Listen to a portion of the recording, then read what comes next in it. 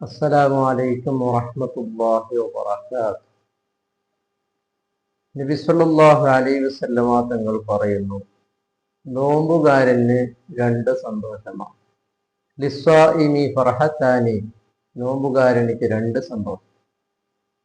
ഫർഹത്തുൻ ഇൻദ ഫിത്രിഹി, ഒന്ന് അവന്റെ നോമ്പ് തുറയുടെ സമയത്താണ്.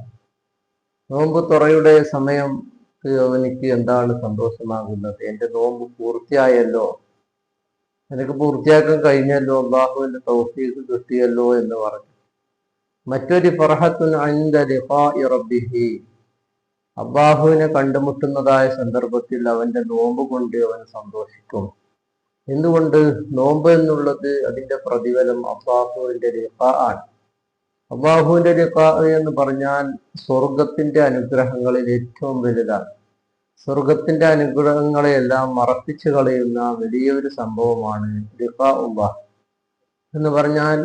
അത്രയും ആസ്വാദനകരമായ കാര്യമാണ്. സ്വർഗത്തിന്റെ എല്ലാ സന്തോഷങ്ങളെയും മറപ്പിച്ചു കളയുന്ന വലിയൊരു സന്തോഷമാണ് ലിഖാഉല്ലാഹ്.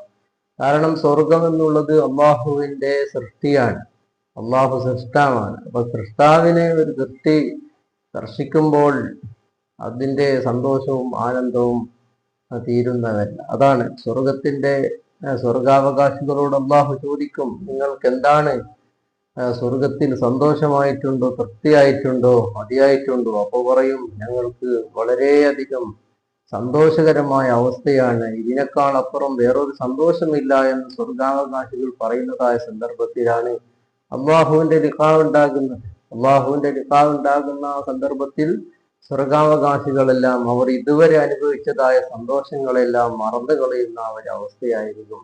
അല്ലാഹു റബ്ബ് സുബ്ഹാനഹു വ തആല അങ്ങനെയുള്ള അവൻ പൊരുത്തപ്പെടുന്ന അവന്റെ ലിഖാഇനെ എത്തിക്കുന്ന നോമ്പുകാരിൽ അല്ലാഹു തആല നമ്മളെ നോമ്പിനെ കൊടുത്തു തരുമാറാകട്ടെ.